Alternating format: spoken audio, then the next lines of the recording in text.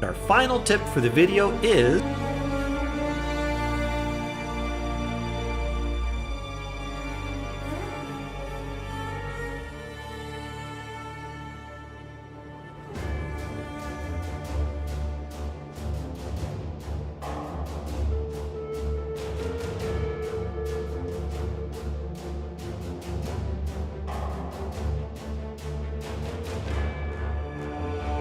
it's often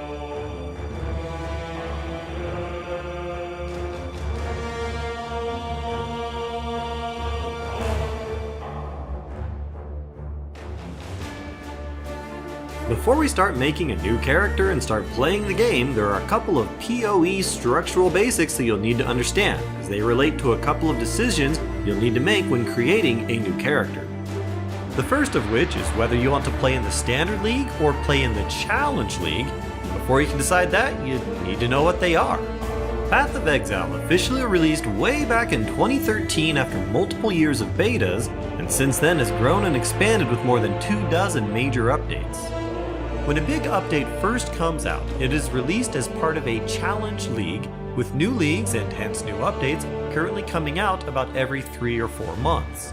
You can kind of think of these leagues as an open beta for the new content, which also usually brings with it a number of balance changes, such as buffs and nerfs to various skills and character builds, as well as new items, removal of old items, and changed game mechanics. As such, Path of Exile is almost constantly evolving and gets a new coat of paint every couple of months. Once a Challenge League ends, the special league mechanics introduced in that league are frequently but not always incorporated into the base game, and if they are, they will thereafter be present in the ongoing Standard League.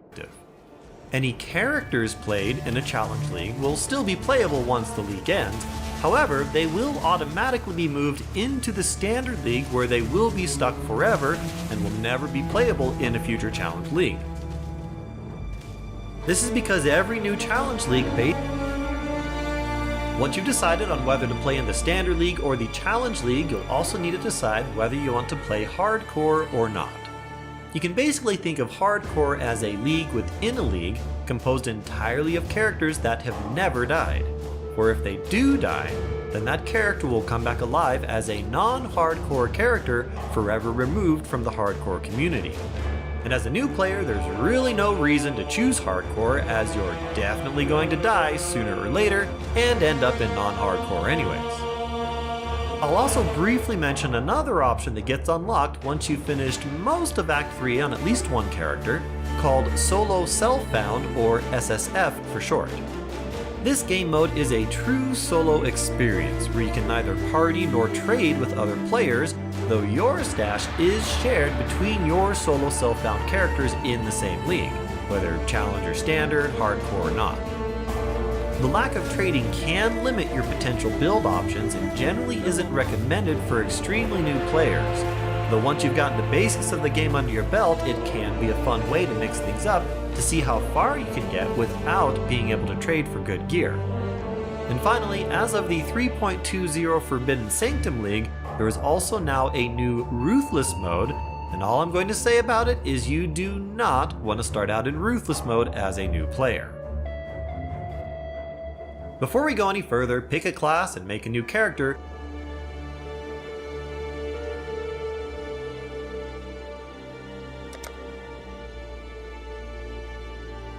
Swift and silent, you stole the bounty of others. A crow that plunders our crops. A stray dog that slaughters our sheep. Oriath is a land of men, not animals. Think on that, Ranger, when Rayclass shows you how to truly live like an animal.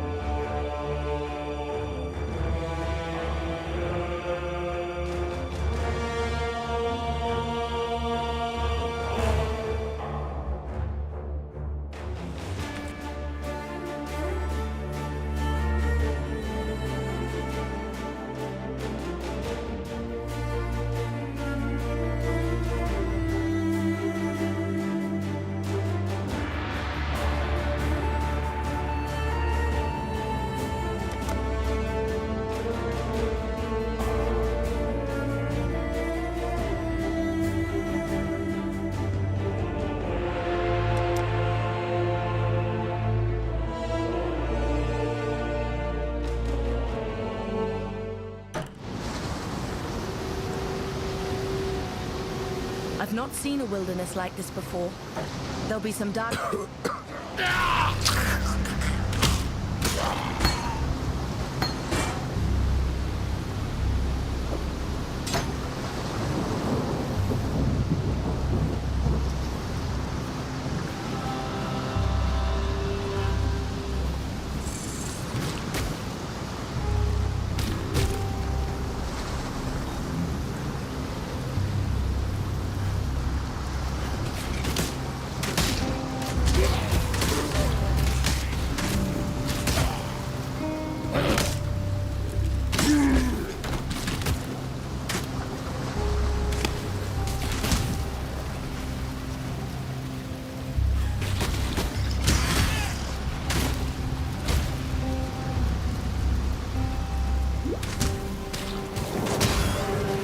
My mana is gone.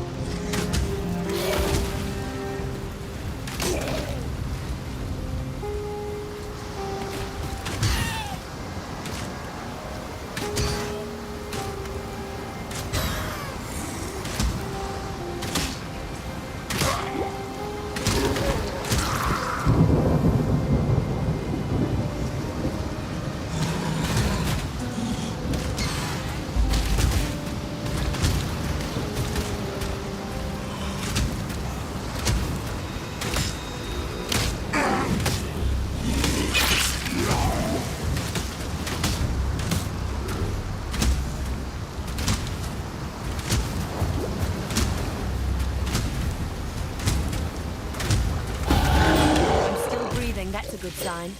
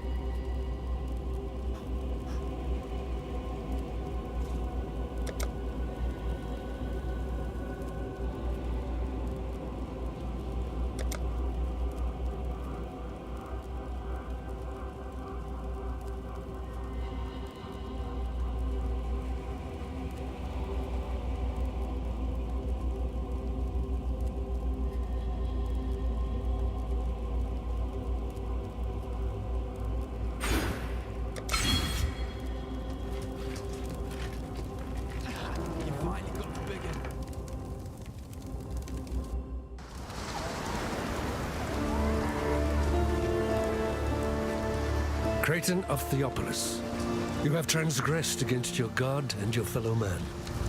You have been a willing vessel for the following sins. Unlawful avarice. 2 counts of grand larceny of church property. 7 counts of grand larceny of private property.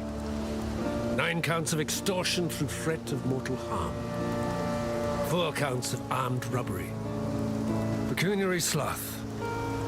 being unwilling to obtain an occupation of value to society,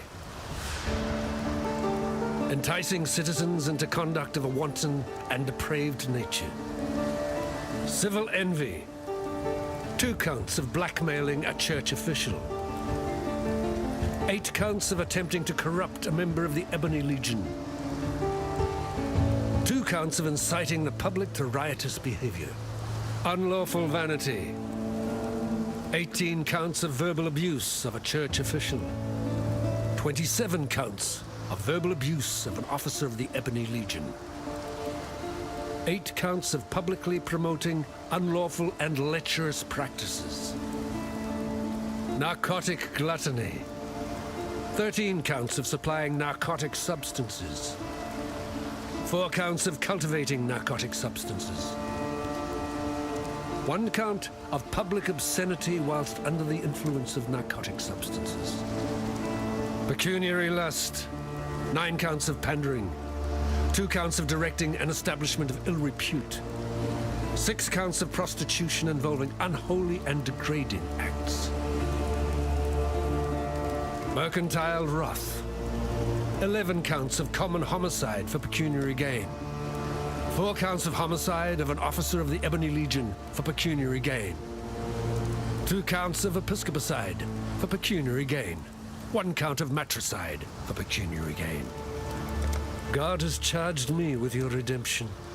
You are hereby exiled to Reclast, where it is hoped you shall come to repent your sins and make your peace with your beloved father. Fine work with Hillock. Wait.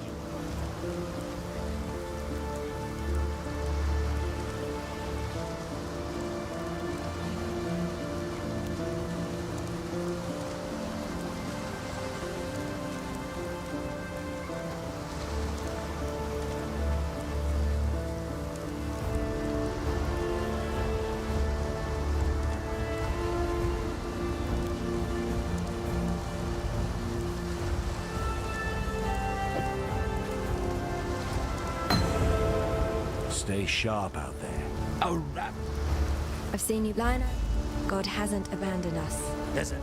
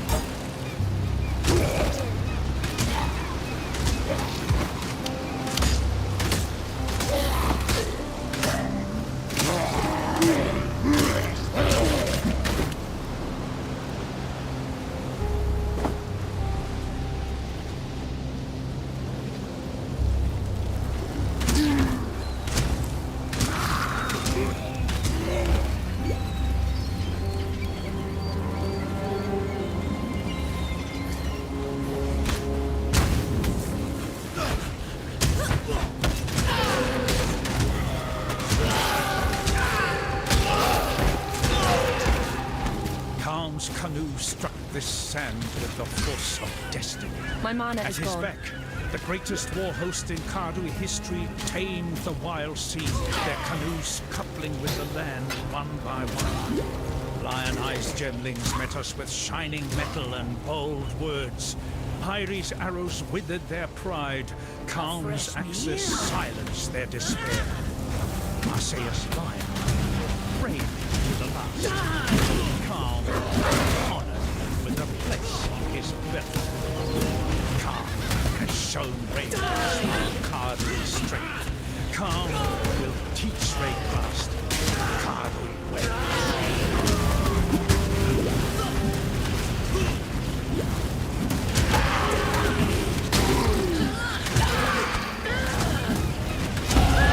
The worms will have to wait a bit longer for this meal.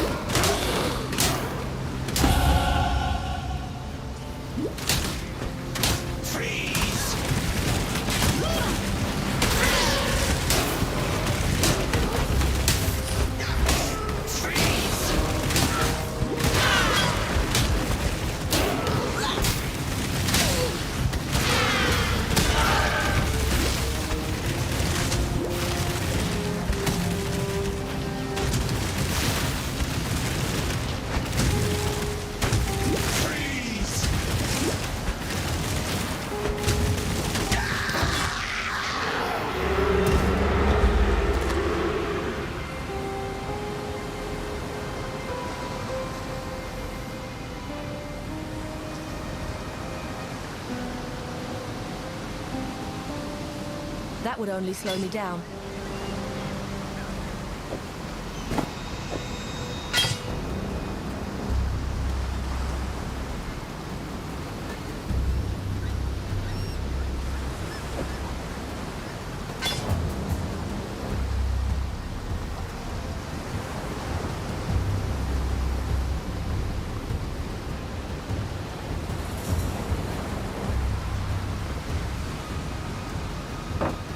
That would only slow me down.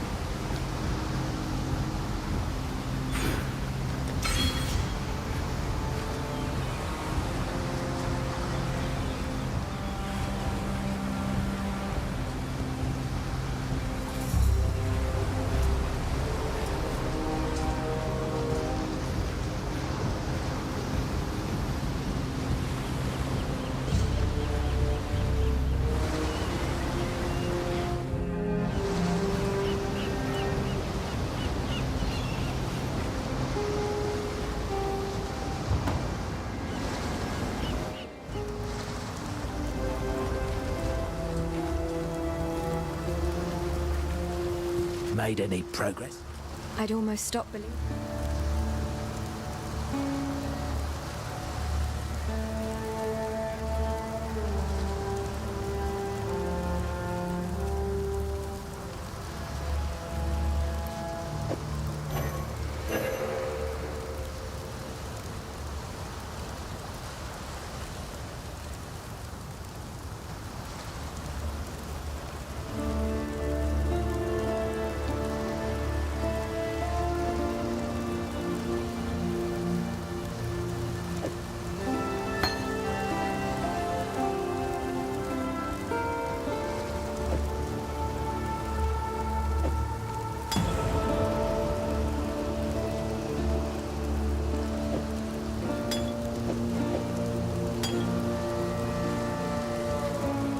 So,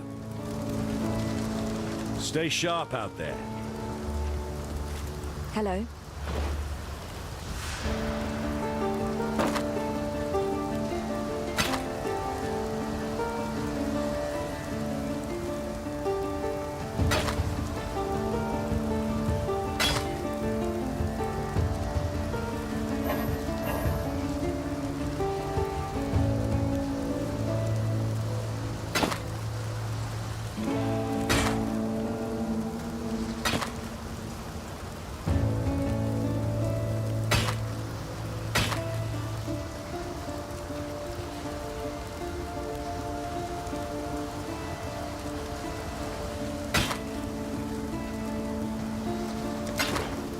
care.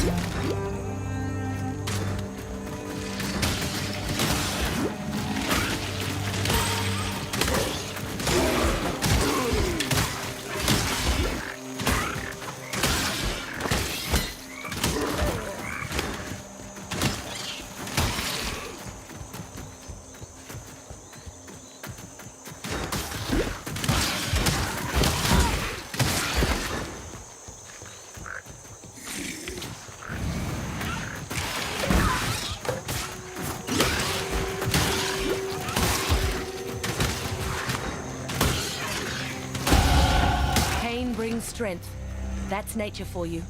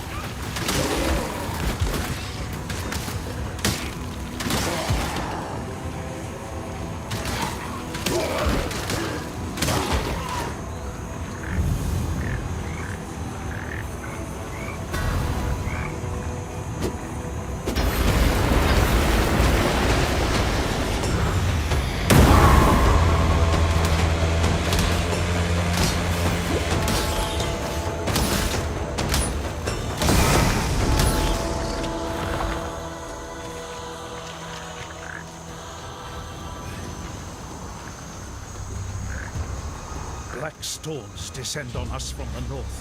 Unnatural tempests of rage and hatred, lashing our backs, tearing at our houses. Rain is sharp as shadow. It withers our crops, sickens our livestock. The wind carries with it a restless spirit that breeds melancholy and madness. A spirit that creeps through our dreams, weaves tales of misdeed around our resting minds. We try not to listen. We try to remember ourselves. Some of us forget. Brothers fight. Brothers die. Calm punishes those that quarrel, that steal, that murder. Yet still the nightmares goad us into malefaction. We Kardu, banished from sleep.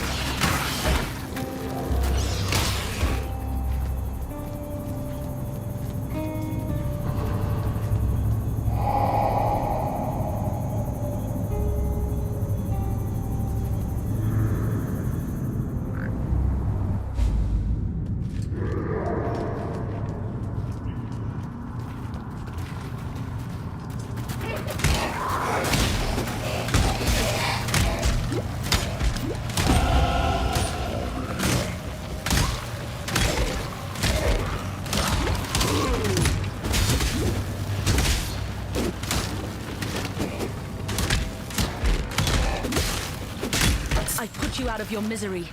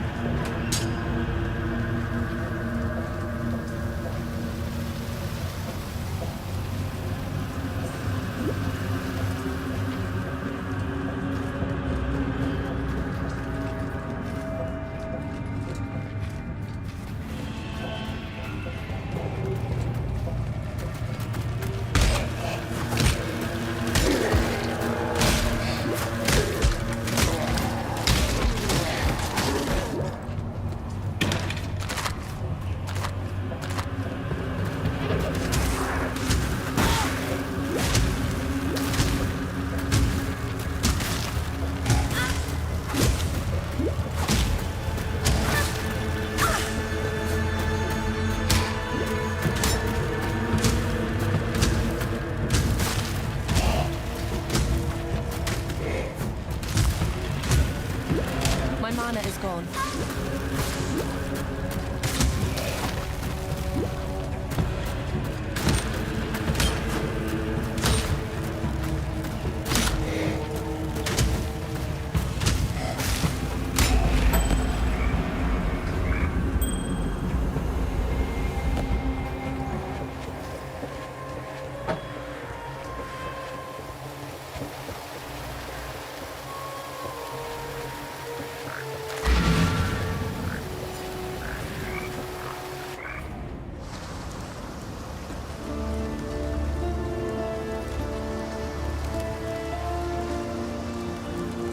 Now that you've drained that passage, best I warn you about something. I was running down a wounded rower one night's eve when I glimpsed something in that waterlogged cavern. Looked a bit like a sand spitter, only the size of a bloody ox. I reckon it's nesting down in those flooded depths somewhere. If you're going that way, then do us a favor. Spill the old shield crab's guts before it gets hungry and comes looking for us.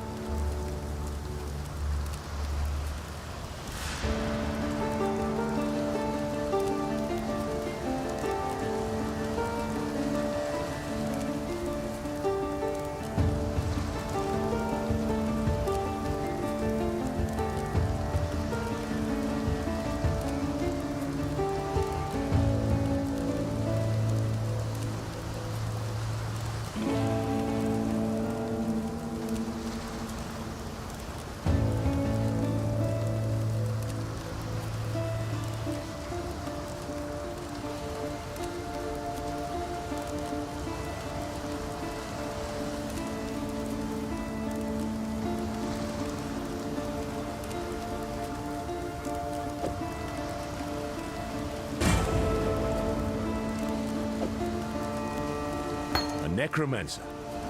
Just the one, was it? Guess the bastard got a bit lonely, decided to make himself some pets. Well, good to see you don't mind getting your hands good and filthy. Here, to mark a dirty job well done.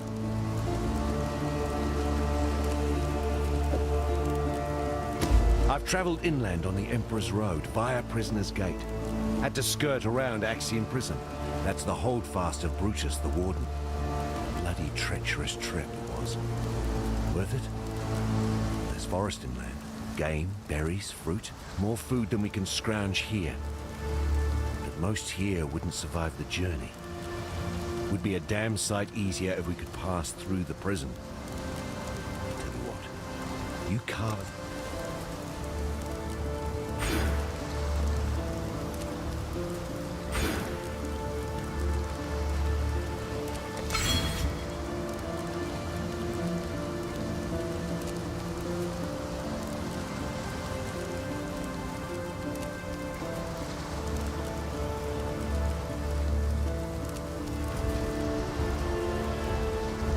Still composing that? Yes?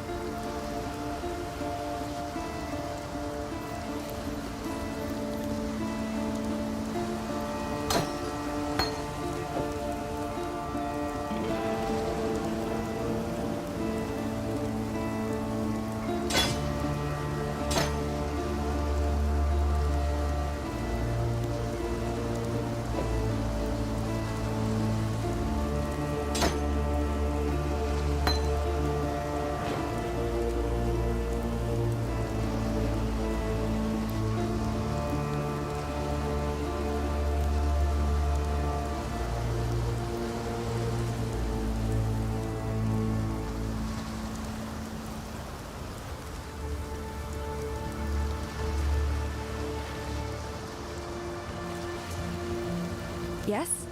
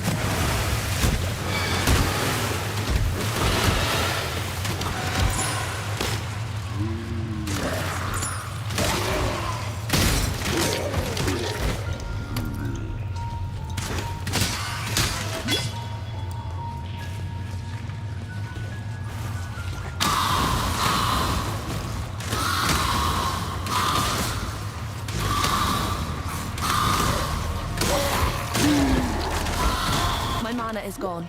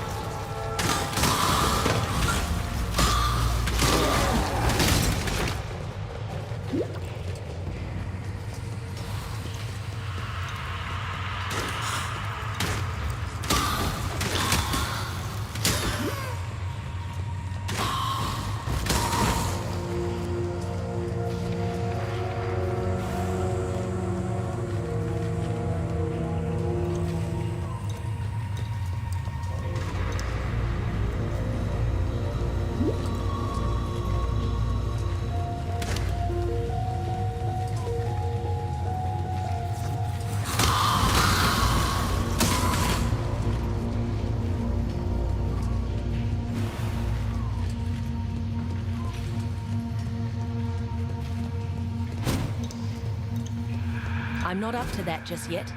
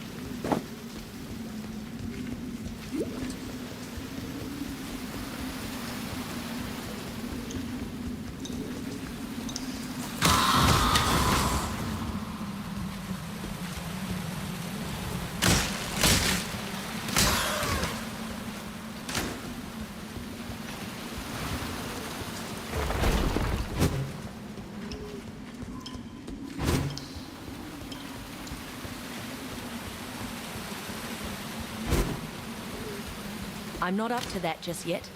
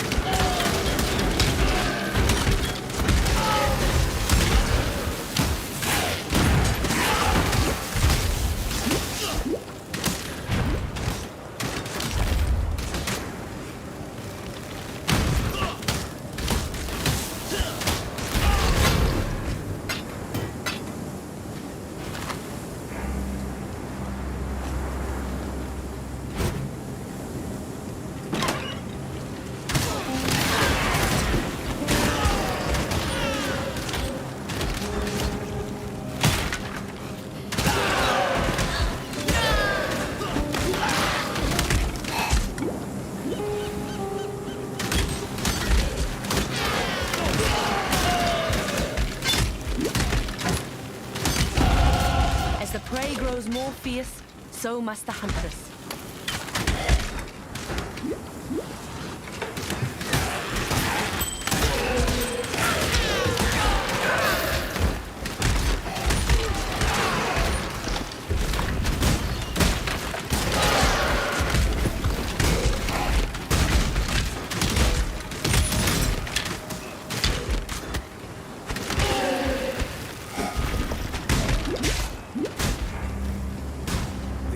The Raid-classed rejects the dead. The black spirit of storm and dream now reaches into the ground and raises up our slain imperial foes. Kills them all in their graves and drives them to fight us beyond the end, rotted to our own remnant have joined their cursed ranks. No longer may we give our beloved to the birds, messengers of spirit to the sky, conveyors of flesh to the earth. Khan has commanded us to destroy our remnant with axe and fire. Khan is the bravest of us, willing to bear the ire of the ancestors for the survival of his people.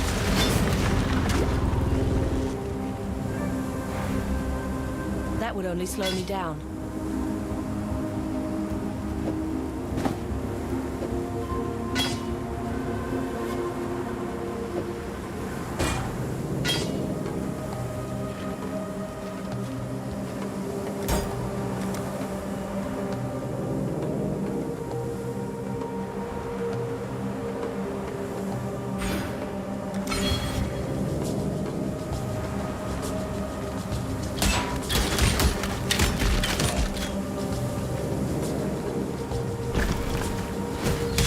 Not up to that just yet.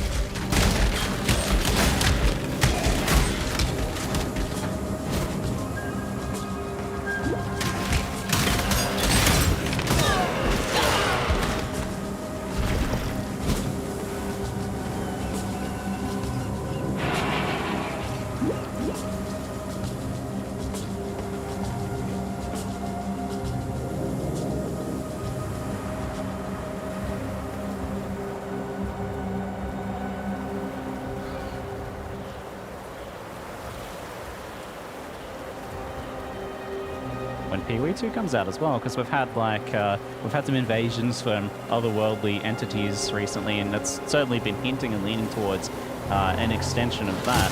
So there's going to be two kind of new storylines getting explored here, both Path of Exile 2 and its campaign storyline, but also what's happening with the endgame. What is the Maven heralding forwards for us? You guys have any thoughts on that? I mean, not really. Like, how much bigger can you go? It's I know, right? Like, we're already cosmic. Like, you start out on the beach and you got a freaking club, right? And then you're slaying the cosmic entities from... Well, that's what I think is rather interesting, is that we have Path of Exile 1 got really big, maybe too big, killing all the gods. Yeah. That's like the storytelling thing is like, you get to that point and it's like, okay, you gotta kind of pull it back a little bit. And it looks like we might be going a little bit more humble, a little bit more grounded for the start for POE 2, and I think that's really cool. Yeah, I think so. And POE 2, like being able to pull down to something more of a grounded story, something a little grittier maybe, a little bit less crazy over the top, and then contrasting that maybe with the endgame being a different thing. Because they've always been a little bit separate, right? Like you have the story of the campaign, and then you get into endgame, and then it's its own separate story that's evolved separately and along a different timeline, with some weird wacky stuff when you start to think about which exiles we were and which exiles we're playing now and which exiles we're playing before and how they incorporate into the story. It's kind of like a wild system that is difficult to explain to non-POE players. I mean, even the new POE players, it's difficult. Yes. I can fully expect a new world and everything. Just, well, if they kind of close it off in a way with a big bang, maybe it's like kind of a reset and then go further and further. I'm kind of hoping for that, because we were speaking very confidently about the Vega and maybe no new world, and maybe we're gonna do an invasion on the world of wherever Maven's from and all that. I would love to see that big mighty boss battles. I think POE has been doing pretty well with that, and they're ramping it up every time, so more of that is the better. Because it used to be a little bit disjointed too, you know? Back in the day it was like, oh, you could do this boss or you could not, but now they're tied into the main gameplay, and I really love that. I think it's really great. Yeah, I think bossing has been getting better and better, and those like spectacular moments of those big boss fights have become the thing that propels you forwards in chunks through the game and through the end game, and then also the big goals too, like to take on these various bosses and then the uber bosses behind them. We have so much there in Path of Exile, and that's been getting better and better. And from what we've seen in the past, the bosses in Path of Exile 2 campaigns look awesome. Like the previous demo, like the Devourer and those very boss fights that look like more interesting arenas, more interesting fights, and that's something I hope to see a lot of today, hopefully, is like some cool boss fights. I know we've got like 30 minutes or something of gameplay time live on stage, so... Yeah. And also difficult gameplay, right? Yes. Yeah, they've it up. You were mentioning, right, so we've heard something about that. Yeah, the difficulty is supposed to be through the roof, so if you're a player that's a little bit concerned about what you're going to be seeing here, if you're a father of 17 children and you've got the dishes to do and you can only play 20 minutes a month, I think don't worry about it too much. I think there's going to be plenty of gameplay for everybody. Yeah, you won't run out anytime soon in that situation. I think so. Well, I hope so. Any, we're almost to wrap up time and moving over to the main stage, but any final thoughts that you guys want to throw in? Anything you hope to see or anything like that? We've got 2 minutes, Noogie. You're throwing to me? Yeah. Final thought? I just want to see passion. I just want to see passion and just people just giving us everything we've been building. Predictions. I really at this point I just don't know. Yeah. Maybe an MTX. I would like to see it. Yeah. What about you, Malcolm? I would just love to see a nervous Chris Wilson up on stage. Yes. Like for as much nerves as I'm having right now, like doing this sort of thing and waiting for the There's reveal, no justice in a place like this. it pales in Only comparison misery. to getting on stage and revealing everything for the past few years and just seeing someone so excited about their game. Yeah, I know they're all like super excited, but also super nervous. I saw a lot of them before, and yeah, you can feel that excitement. Rise, any closing thoughts, mate? Before we sprint over so we get our seats. Yeah, absolutely, Dad. I mean, everybody from the GGG side has felt really, really excited. We were trying to get them drunk at some of the parties. They weren't having it. They're well trained. Ah, no spoilers. Yeah, really, they weren't giving us anything. No, that's good though. More so than last time, even. Also, I've got to remind you folks, if you're watching live on Twitch, don't forget to connect your Twitch and Path of Exile account so you can get drops access to. Was there like a cool hideout or something like that, or do we only get that? I don't know if I'm I think there were some really nice wings and a portal. Yeah, great. I think so, but yeah, they look really good, those drops. Excellent. Yeah, so make sure you hit that up. We're just about to go over to the live stage, and I can't wait to see what we're going to see from Path of Exile 2 and Path of Exile 1. It's been very exciting. Thanks for hanging out with us for the Stall cast. I'm Ziggy D with Mathel, Rise, and Noogie. We'll sprint back over here just after the keynote is finished. There is not much time left, so we'll see you fine folks over there in just a moment. Thank you very much. D4 bad.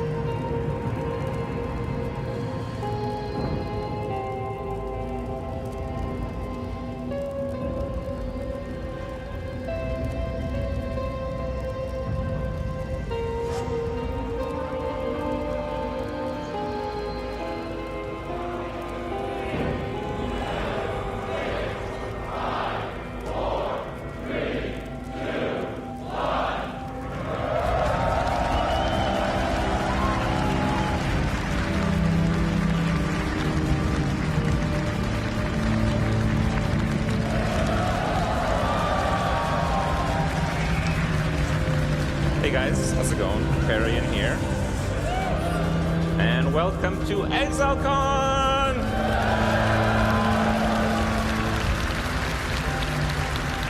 Thank you all so much for joining us here in New Zealand. It's quite a journey. Thank you guys for joining us online.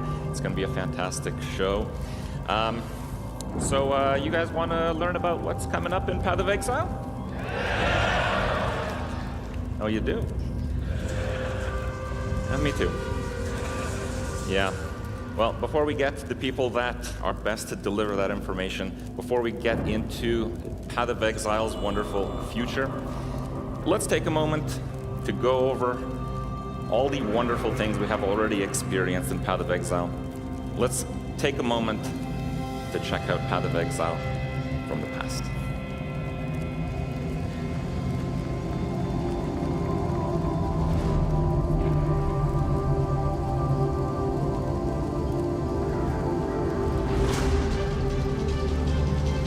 Life is fleeting.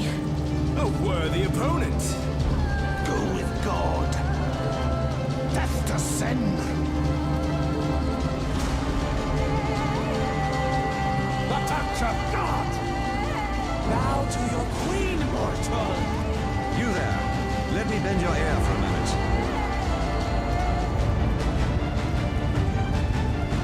Why are you so in love with death?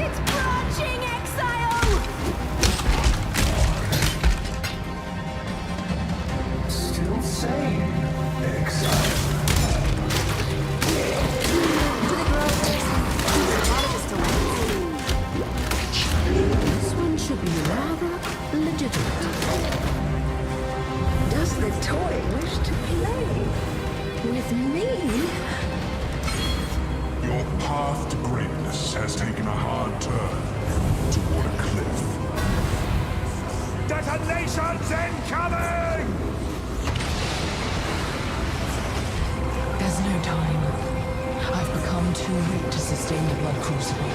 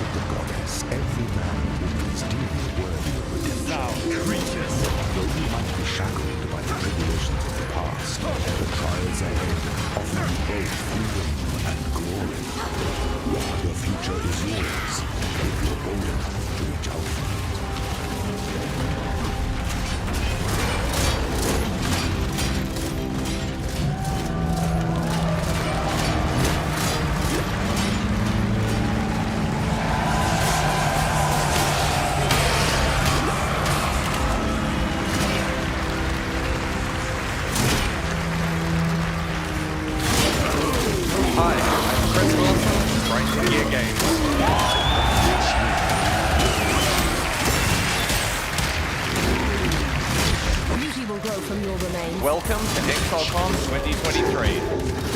It feels like just yesterday that I was here on stage at ExileCon 2019 announcing Path of Exile 2. Since then, we have worked tirelessly on the content we're going to show you this weekend.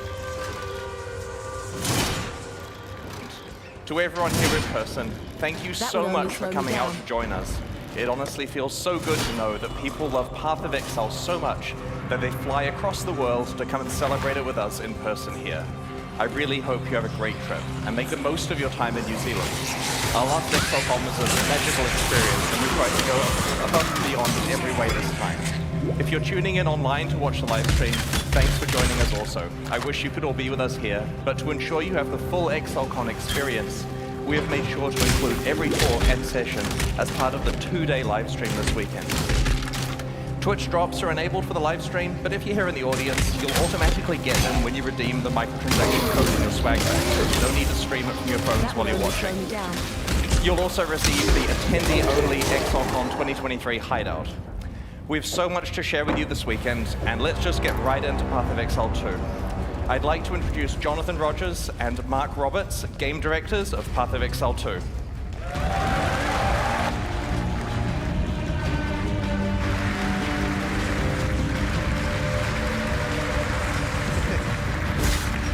Hey guys. While Chris has been running Path of Exile 1, Mark and I and over 100 other developers have been hard at work on POE 2. And honestly, the project has become much bigger than we expected when we announced it in 2019. It's been almost 4 years since then, and so it's about time we showed you what we've been working on. Oh, okay.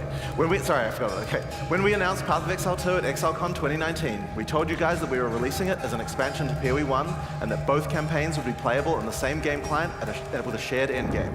But POE 2's scope has continued to grow and grow, and it's far more than just an expansion with a new campaign. It has entirely new monsters, skills, mechanics, classes, everything you'd expect from the next generation of action RPGs. Not to mention revamps of most of the POE 1 League content. This thing is just freaking huge.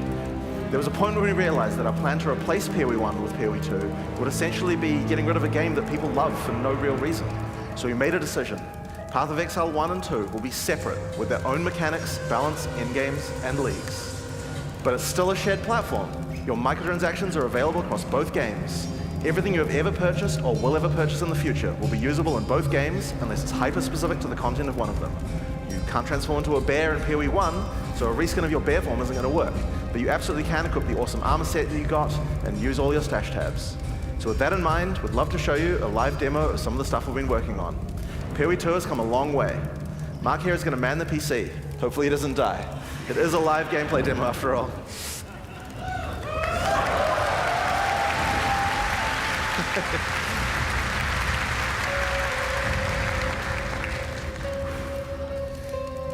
All right.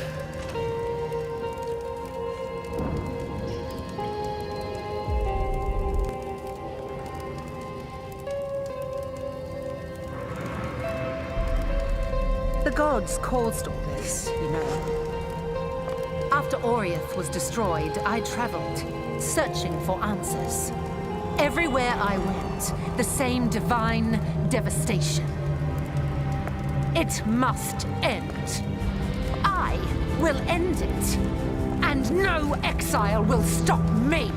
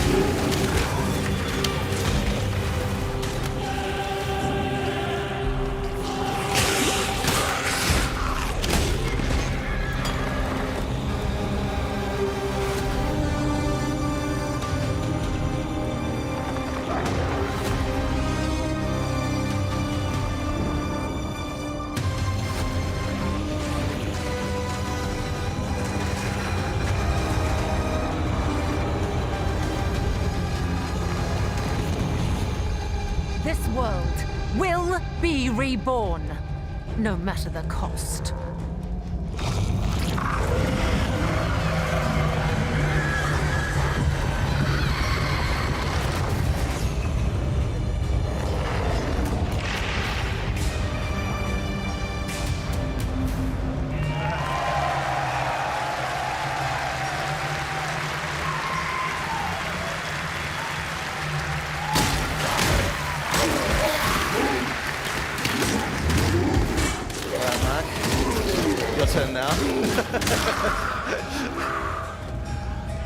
Welcome to Path of Exile 2. We'd like to start off by showing you some of the gameplay of Act 3, one of the 6 acts in POE 2's campaign.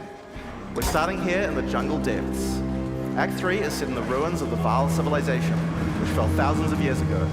Jungle has taken over their former once great cities, and we'll be exploring it using one of the 6 new character classes called the Monk.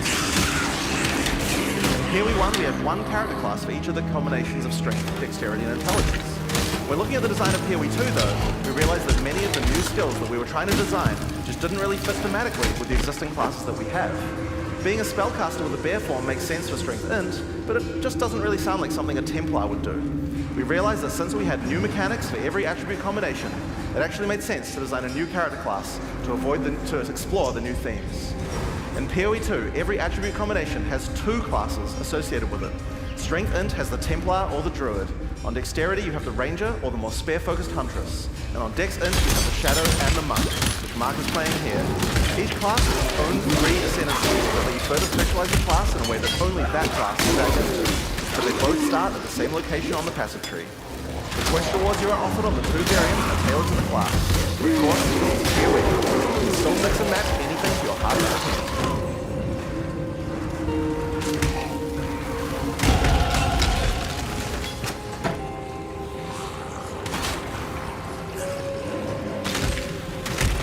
Looks like we've come across the boss for this area. In POE 2, every area of the campaign contains a boss of at least this difficulty. That's over 100 bosses to fight as you make your way through the campaign, and they all have unique mechanics.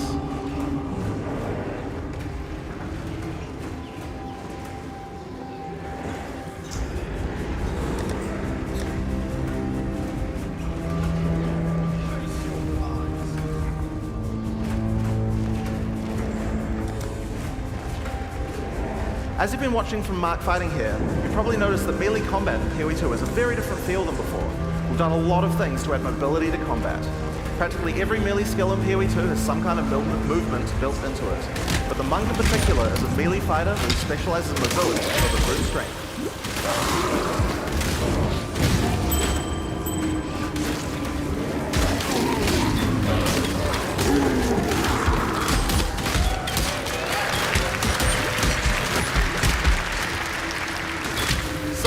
Mark has been playing, you might have noticed these blue markers over enemies. Mark has a skill equipped called Killing Palm. Whenever an enemy has a blue indicator over it, it means that the monster has low enough life to cull with Killing Palm. Successfully executing the cull will give you a power charge. This is an important skill for the Monk, since many of the skills interact with power charges. One of the great things about the skill is that it has a built-in dash forward, which makes it much easier to target the skill right at the point you need it. We've done a huge amount of work to make skills like this feel satisfying. If you're accidentally targeting slightly on the monster, the skill will automatically lock on to the colorful target and a small amount of pathfinding for that monster. We really want to make sure that you've got the opportunity to use the skill, nothing is going to get in your way. One of the most passive powers enemies can still power up. The great follow-up is Falling Thunder. Falling Thunder without a power charge just creates a relatively small lightning AoE in front of you. But if you do it with power charges, it turns into a pack clearer with a large number of extra projectiles. One thing to notice here is that, like almost every melee skill in Skill 2, Falling Thunder has a little bit of extra movement built in, just in case you need it. Use the skill within range and you just do the flip in place. Use it at a larger range and your character will move forward while executing it, getting you into position without any time penalty. In POE 2, you also get a short period to redirect your target. Notice how you can start the skill facing one way, then whip the mouse sideways to land the skill in a different direction? Now, in order to get power charges, you're going to first need to get some lower life monsters into a colorable range. You've got a few options if you want to charge right in. Whirling Assault is great. It doesn't do much damage per hit, but it covers a lot of ground. And notice how you can turn as you do it? Generally speaking, you never lose control of your character in PoE 2. If you make a turn at the right time, you get a couple of extra hits on the monsters, getting them in range of your cull. Follow up the killing charm and then finish off the rest of the pack with your Falling Thunder.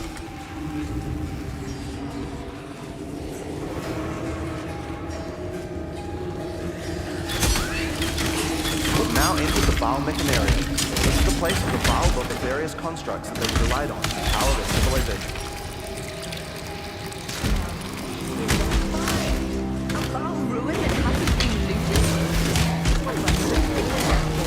One useful feature we've added is the ability to call on NPCs where you are to give you more information or help you with quest objectives, rather than always having to go back to town.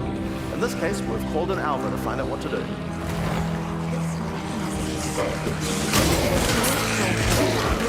that door. There should definitely be soul cores somewhere around here. They had to power these constructs somehow. As Alva just said, we need to find a small soul core in this door. Let's explore. If you want to shave off some life without getting too close to some of the more dangerous monsters, a great option is Wind Blast. Wind Blast also doesn't do too much damage, but it keeps enemies back. The closer they are, the farther they're pushed back. So it's a great option to keep smaller but higher damage enemies at bay. Note the bigger the enemy is, the less they'll be pushed back. So trying to push back some giants isn't going to be as effective. And there's the soul core. Let's get back to the door.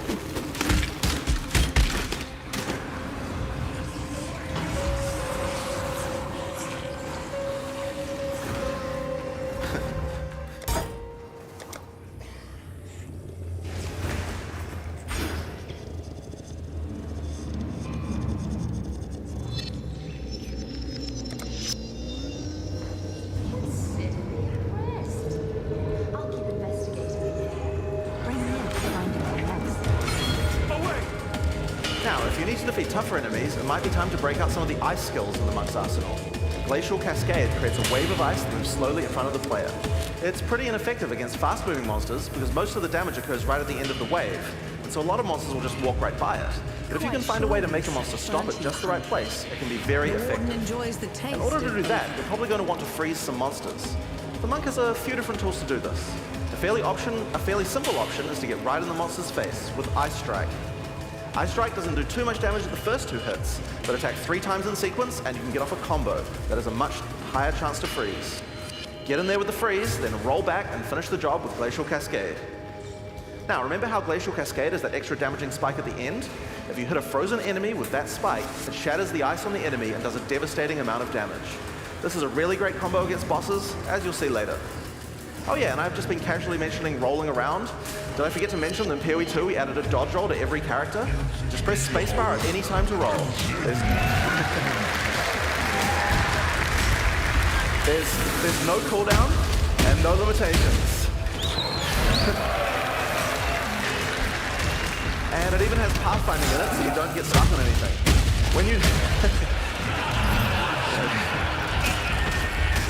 When you dodge roll, you're not invulnerable. If something hits you, you're going to feel it, but most things aren't going to hit you. And that's because while you're rolling, projectiles and melee strikes will always miss. You'll have to roll out of the way of a slam that has AoE, but anyone swinging a sword or throwing a fireball is going to miss. Now, another important function of dodge roll is it lets you cancel out of any skill at any time. This makes it so you don't feel like you're getting stuck during a long animation when something's about to hit you. It really changes how skills with longer attack and cast times play, and makes dodge roll a very reliable feeling way to avoid attacks. So, that's one way to get out of the way of damage, but the monk specializes in mobility, so it makes sense that he would have some more. Wave of Frost is one of our new attacks with a retreat built right in. You move backwards and throw out a cold attack with a significant freeze. A great thing about this is that it puts you at a good distance to follow up with a Glacial Cascade and do a whole pile of damage.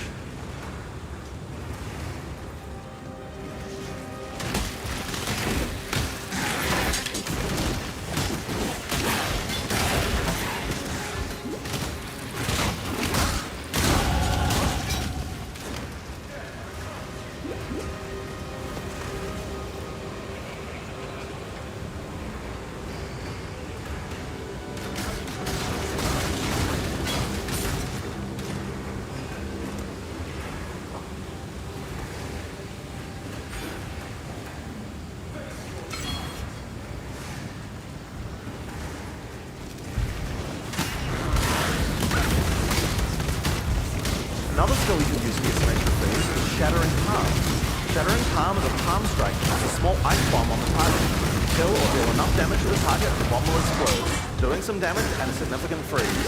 It's a great option against bosses where the wave of ice might not be enough to get that freeze off. But you really want to get, but you still really want to use Glacial Cascade to get the damage done.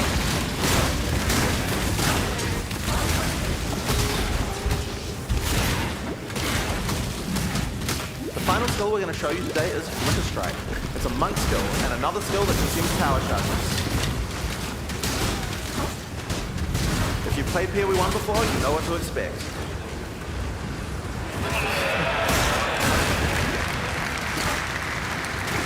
It's a great finisher for tough boss fights, if you were able to get some power charges beforehand.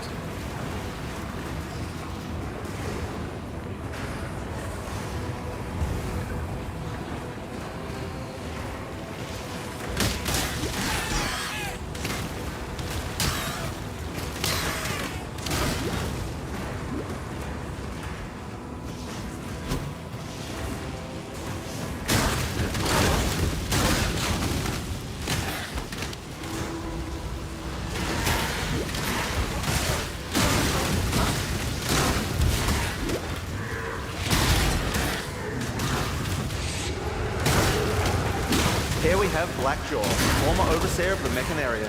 When the Val fell, he was turned to stone and now guards the area. In order to take down this boss, we're going to need all the tools on the Monk's arsenal, especially the combo of Freeze and Glacial Cascade. Now, if you're a POE 1 player, you might think you can't rely on Freeze because there's so many bosses that are immune to it. But in POE 2, that's changing significantly.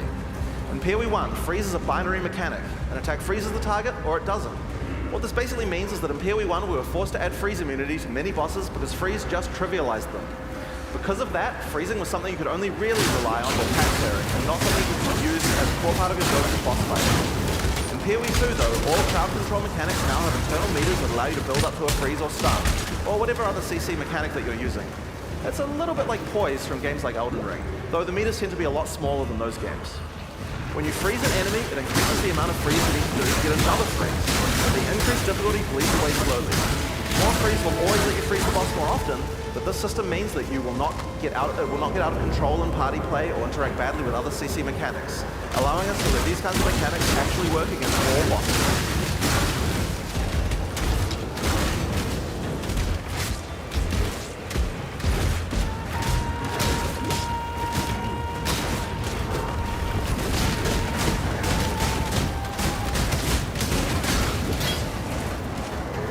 Slow me down.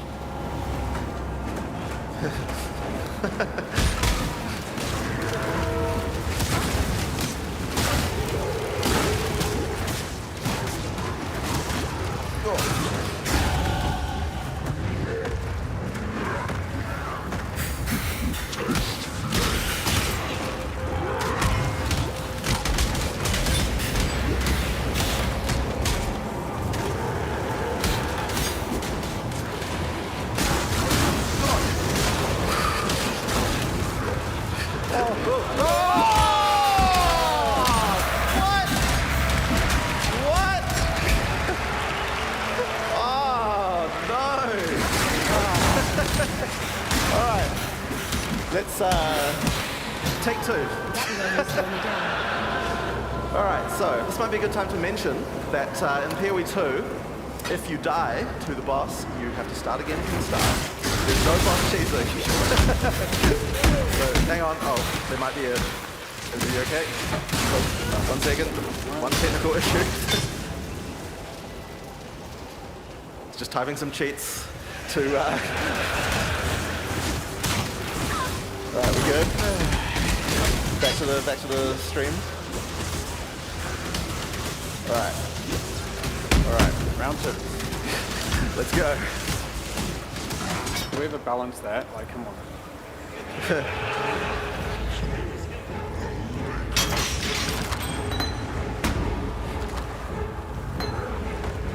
That would only slow me down. Oh, yeah.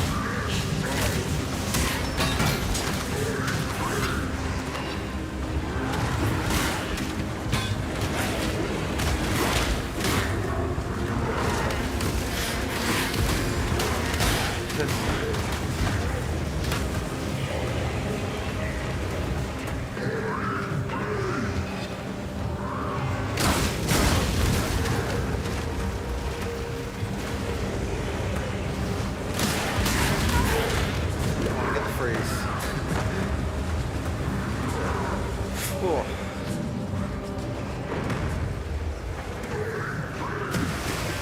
Life and death live side by side. This is a strange land.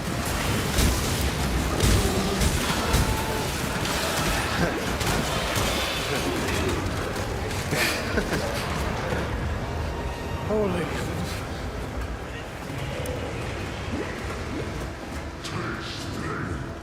Okay, do the.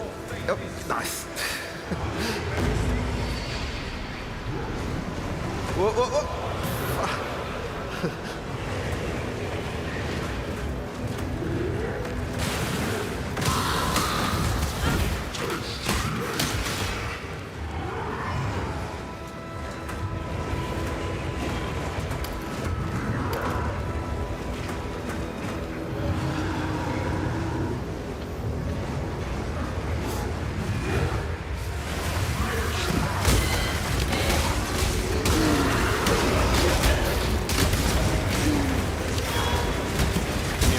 Come on.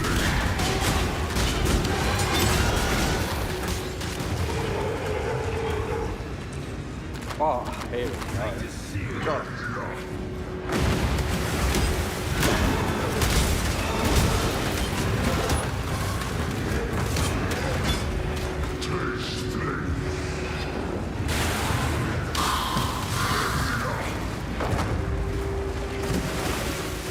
Freeze. Oh no! Oh shit! Look.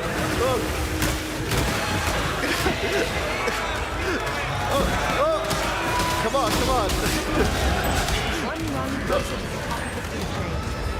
Get it! They're so good! There you go! After this. No! Get him! Okay. All right. Okay, there we go. All right.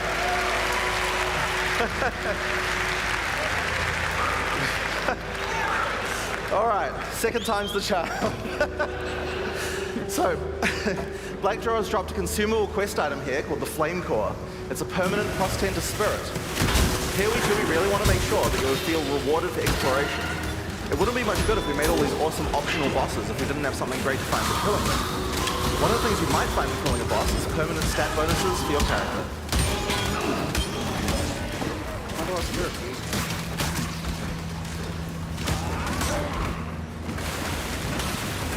Sorry, now because this random area is different, Michael has to find his way to the exit the hard way. This is, because I died? Is it no longer rehearsed at all?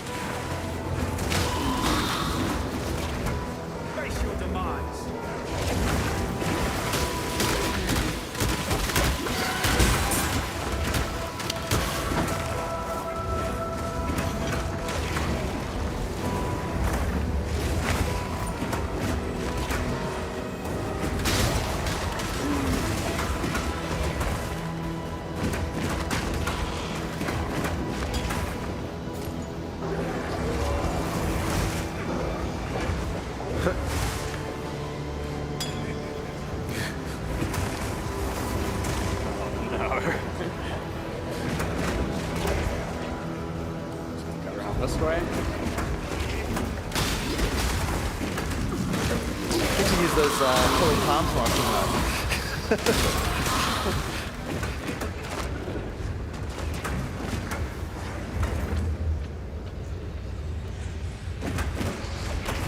Your fate is sealed. Whoa.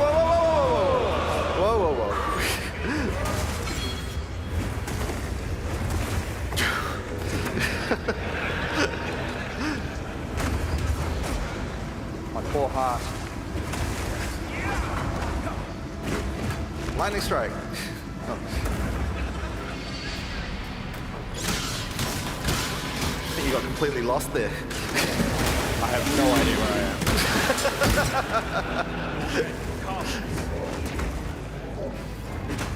All right. Yeah, there we go. All right, here we are. Here's the exit. I'm gonna die to these seats somewhere.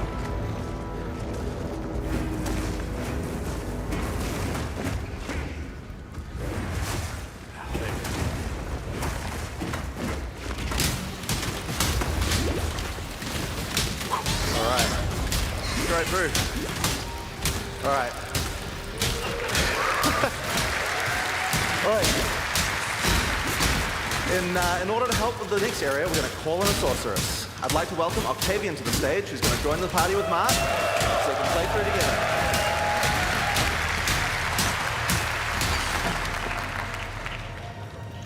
All right, 1 second. All right. Here we go. All right. The Sorceress is the new intelligence-focused character in POE 2. While the Witch focuses more on occult magic and summoning, the Sorceress is themed around pure elemental destruction. Let's have a look at how she plays.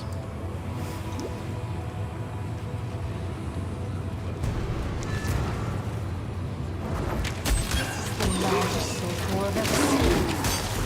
With this, we could power the canal systems. But it isn't charged. There is still latent energy in this machinarium from its ancient break. These lines in the stonework should lead to generators. You might need to find some more soul cores to spin them up, but everything looks to be in surprisingly decent condition. Maybe the golems have been maintaining it. In any case, it should still function. We'll have to remove that large core from the wall, of course, but that shouldn't be a problem. We have some skills here you're probably going to recognize if you played POE 1 before, but they feel a bit different now. Spark is great in these tight passages since it bounces around. We've added a Pierce support gem to really allow it to hit an entire room full of targets. For a more single target focused skill, Arc is a great choice. It does much more damage than the first target that you hit. Now, if you find yourself surrounded, it might be a good idea to use Ice Nova. It hits all enemies around you and slows them down with a chill. Just be careful. Getting up close and personal isn't the ideal place for a sorceress to be. She doesn't have the defenses of a more melee-oriented character. In order to help with that, though, you could use Arctic Armor. In POE 2, Arctic Armor is a buff that builds up as you stand still. You can see the ice crystals forming around the character. They drop off if you walk. When monsters hit you, they take cold damage and build up to a freeze, so it's a great defense. Just be careful. You have to be standing still for a little while to get the full effect, so trying to stutter step using it isn't the best strategy. Now, Arctic Armor is an ongoing buff. Did you notice it doesn't reserve any mana? How does that work? Well, we were pretty sick of the fact that in POE 1, basically every character was playing with no mana pool, so we decided to change the way that reservation works. In POE 2, there's a new resource called Spirit. Spirit is a dedicated resource that you can use for ongoing effects like Arctic Armor, Heralds, Auras, and Minions.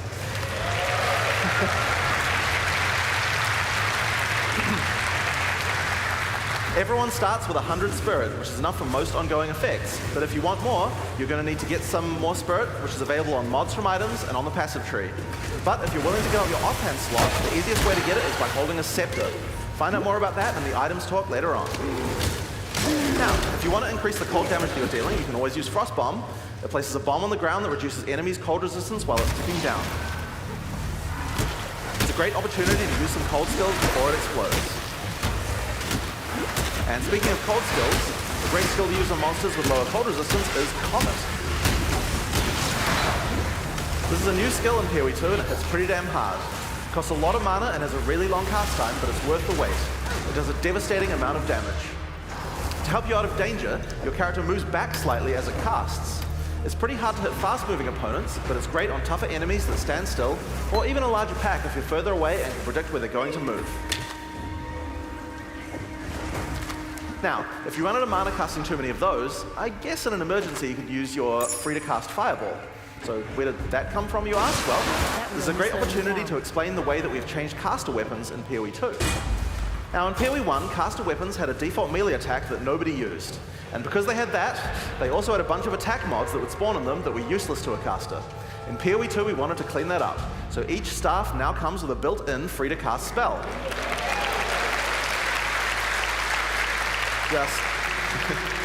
Just put it on and spam away to your heart's content. Now this particular staff is the base type that you'll get right on the starting beach, so it's quite likely that you'll have outgrown it by now. So that's why we've also made a lot of staves with more utility-focused powers for casters to use. Here we have a crystal staff. It has a pretty cool built-in spell called Unleash. Using it slams your staff on the ground and will allow you to triple cast whatever you cast with your next spell. Now of course, what you're probably going to want to use with that is something powerful, and Comet is a great option.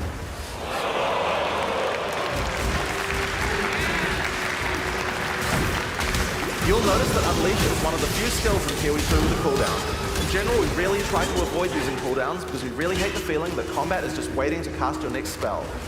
But it does make sense for Unleash since it's free to cast, and it's something we want you to use situationally anyway. Now, if you're facing something tough, you might need to try out Mana Tempest. Mana Tempest creates a circle of power which your character literally hovers over the ground. While in the circle, your mana drains, but it powers up all your spells. Lightning projectiles will fork, beams will chain further, and you also do a lot more damage.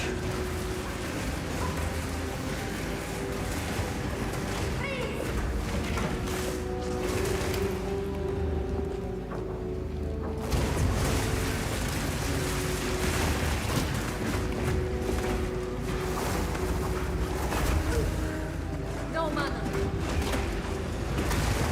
Frankly, I would have been surprised. Stuck by. Please understand that as a gentleman of honor, So, with all of these skills, here's a great combo to try. First, cast Frost Bomb to reduce the target's cold resistance. Then use Mana Tempest to increase your damage. Follow up with Unleash, and then triple cast Comet to do a truly insane amount of damage.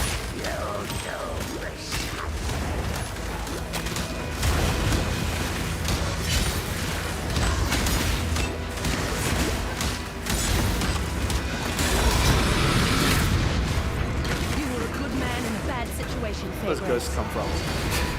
These ghosts. Yes. Whose fault is that? This rare monster has dropped an uncut gem, and that's a great opportunity to talk about how skill gems drop in PoE 2. Instead of dropping specific gems, you can find uncut gems. Just right-click on them and pick whatever skill you want. Ignore the, whoops.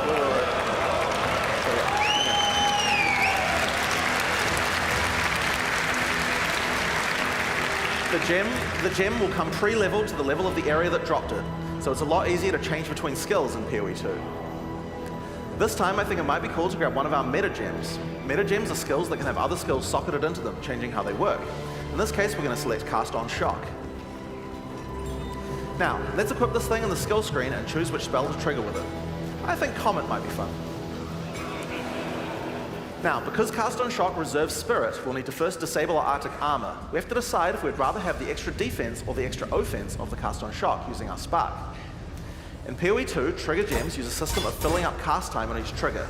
Basically, if a skill has a short cast time, it will trigger really often. And if it has a long cast time, like this Comet here, it will take a lot longer to trigger. You can see in the top left corner that there's a counter that shows you how long until the next trigger.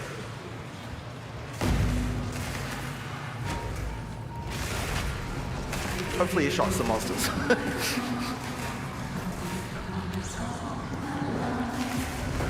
There we go.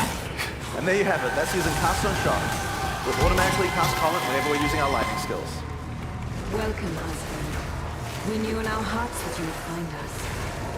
Condoressa. Ambrosia and Amarissa must meet their father. So, we found the generator. Time to power it up. Return to your family.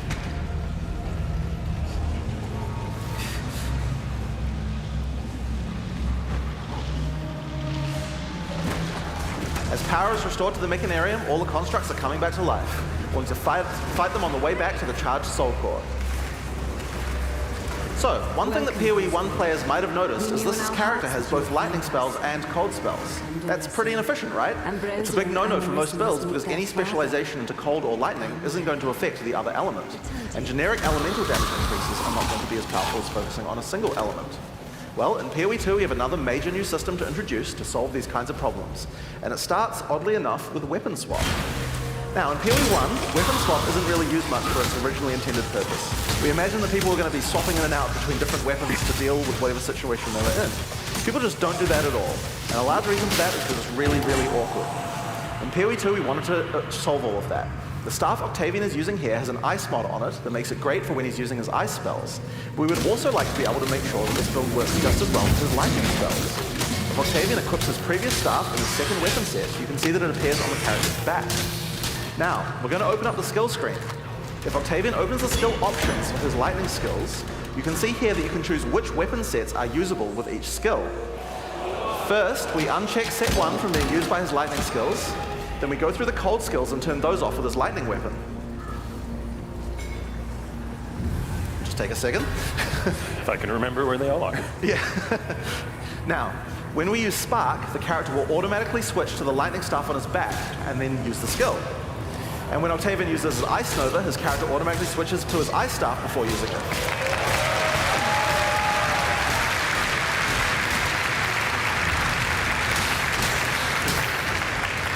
You can configure each skill for which set to use, or both if you don't mind which. There's a very short time penalty to switching, so it can be good to leave some skills on both sets if it doesn't matter which weapon set you're using. But we still have a problem, passives. Wouldn't it be nice if we could specialize in both cold and lightning passives on the character? Well, in POE 2 you can. Hopefully Mark can deal with those monsters while we do this demo. So, we're on the passive skill screen here, and you can see that we are close to both a cold and a lightning cluster. At the top right of the screen, you can see that we have some weapon set specific points to allocate. If Octavian holds shift, he can allocate set 1 to the cold passives, and then allocate set 2 to the lightning passives.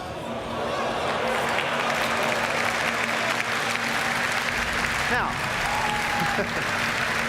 check it out. As we use our weapon swap, the skills allocate changes from one build to the other automatically. So whenever we cast the appropriate spell, the character's passives reconfigure on the fly to the correct build for that spell. Now you can't do this with every single passive on your tree. Only points granted from skill books will allow this kind of dual specialization. So you're not going to be changing from a mace slamming warrior into a fire elementalist with the press of a button. But it certainly increases the number of options you have for builds. There's a huge number of places where the system can shine. You can augment your dagger shadow build with traps, or have a great curse set up on your witch with one spec and then move to your chaos debuff spells with the other, for example. It really opens up your options. Now another fun meta gem to try out is called Barrier Invocation. This works a little bit like the trigger gems I talked about before, but this one charges up as your energy shield is hit by monsters. We're going to put an Ice Nova in this one. The more energy shield you lose, the more charge builds up. Let's get that one equipped there. Yep. So yeah, the more energy shield you lose, the more charge will build up until the point you're able to cast the socketed skill instantly. There we go. So you lose some energy shield, and at just the right time, invoke Ice Nova to cast all the stacked up copies in one instant cast. If you keep losing shield, you'll build up even more charge for even more casts. So it's a great defensive option in an emergency.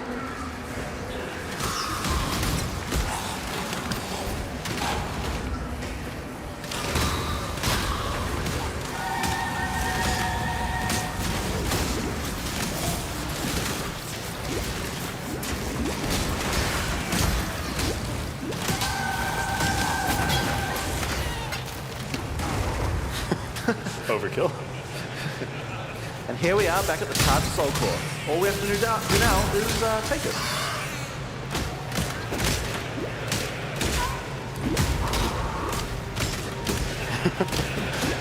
Just take it.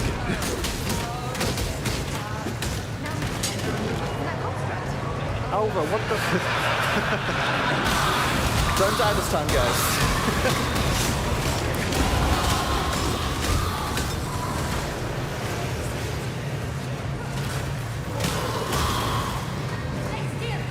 Frozen? Nice.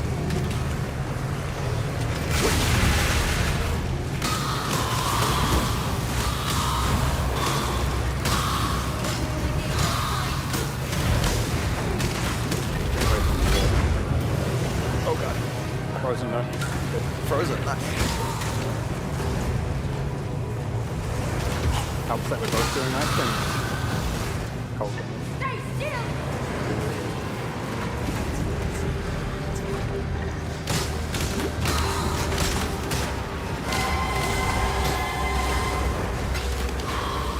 Working every shot, every stamp.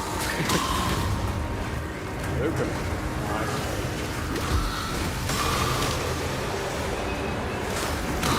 Frozen.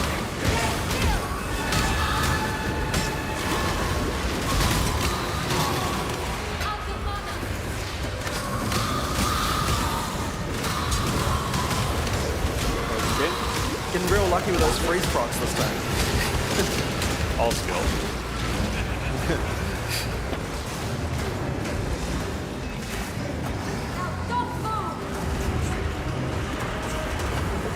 Nice. Frozen.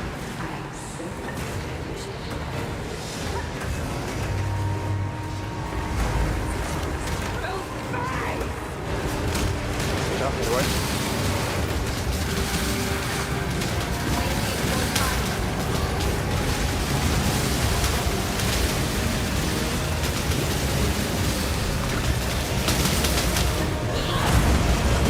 Get away from him. Get away. Get away. Triangle.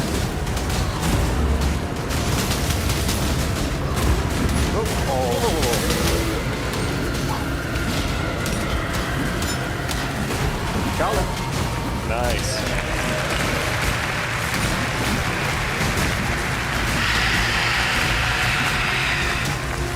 So that's part of Exile 2.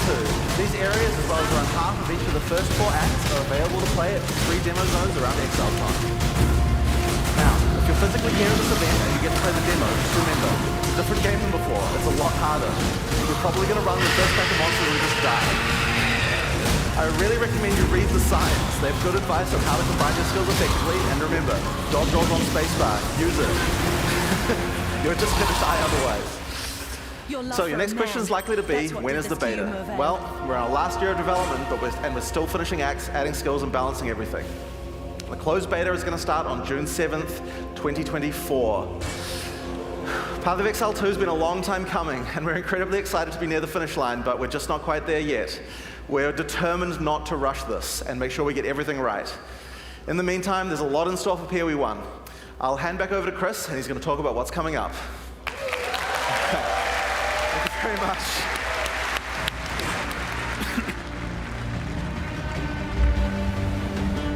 Doriso gave me the gem, kissed me, promised that he would be by my side forever.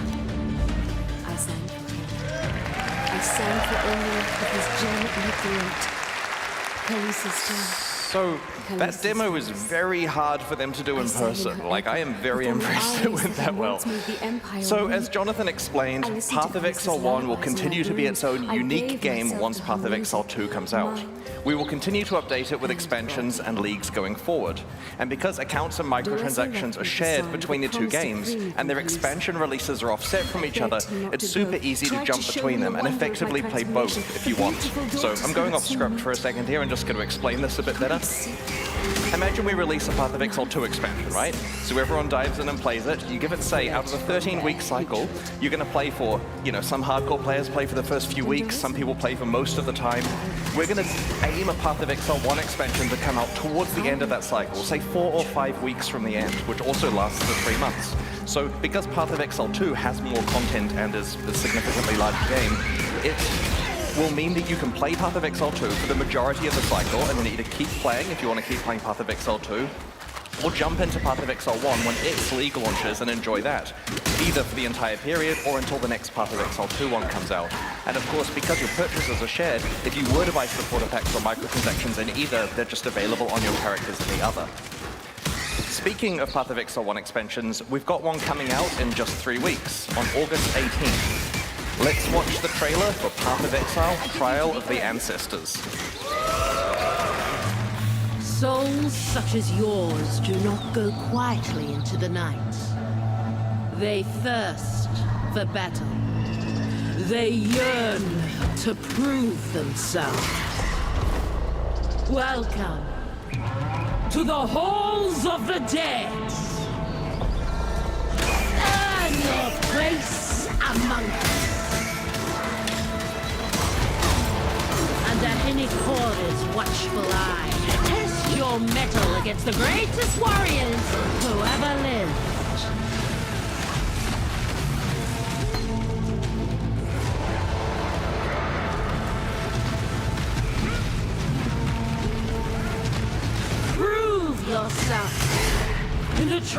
will of the ancestor.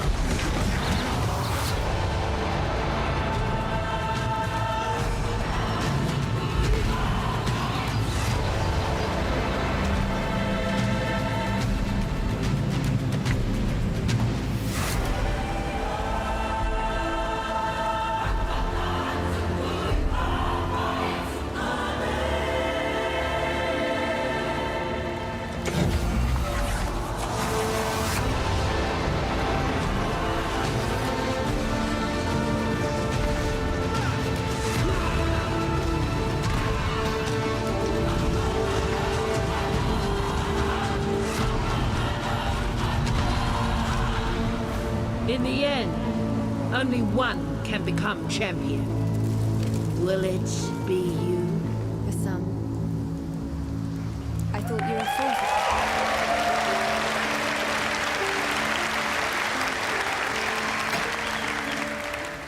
free. In the Karui afterlife, the fallen chieftains of each tribe participate in a tournament called the Trial of the Ancestors. You will journey to the afterlife, assemble your own team, and enter the tournament to battle those chieftains and earn valuable rewards. As you play through areas in the Ancestor Challenge League, you'll find tradable silver coins. Using them will take you to the Karui afterlife, where you will encounter Navali, who you may remember from the Prophecy League. Each coin allows you to play a match of the tournament. You start the tournament with a basic team consisting of 3 warriors. The tournament is double elimination, meaning you're allowed to have 1 loss without consequence. A second loss eliminates you from the tournament. Your team will compete against 10 other tribes, and you choose who you're going to challenge next out of the teams left in the tournament.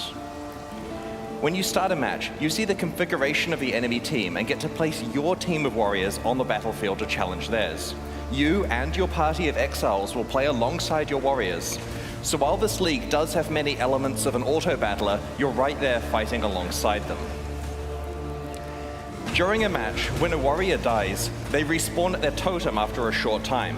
If their totem is destroyed, then they are instantly killed and can't respawn. The team that destroys all of the opposing totems wins. If you're playing a hardcore character though, don't worry. Hinokora, the goddess of death, is watching over you and will restore your soul to your body, so you can't permanently die in the afterlife. Like that. In the Trial of the Ancestors, strategy and tactics are key. Every unit has its own strengths and weaknesses that must be utilized to win matches. The turtle is really slow and really tanky. It's perfect for either defensive positioning to stop flankers or offensive positioning to tank hits for you if you're pushing through the middle. It's not great in the center or flank positions due to its slow movement speed.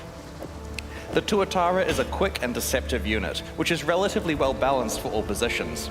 This version of the Tuatara has a stealth ability, which makes it perfect for the flanking position to sneak through enemy defenses and take out unprotected totems from the side. The Goliath of Might is a disruptor unit, and it's ideally placed in a center position to intercept enemies that are chasing you. You can also allocate it to defenses so that it disrupts enemies that are trying to kill your totems by stunning them. So in this match here, we've set up a Tuatara in a flanking position, a turtle on defense to guard our totems, and a Goliath to follow us as we attack up the middle. Our plan is to work with the Goliath to distract the enemy front line so the flanking Tuatara can get through and destroy some of their totems.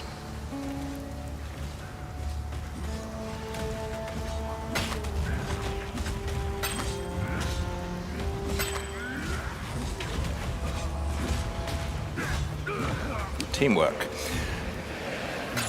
Upon winning a match, you earn favor and other rewards. I'll talk about the other rewards shortly, there are a lot. You have a separate amount of favor with each tribe, and you can spend it by talking to their chieftain to recruit warriors and purchase field items and equipment that your team can use. Each tribe has specific specialities. For example, Hinokora's tribe manipulates life and death. Rongo Kurai's tribe is slow and tanky, with an emphasis on stuns and knockbacks. You can recruit warriors from many different tribes and mix and match them together into your team based on what you need.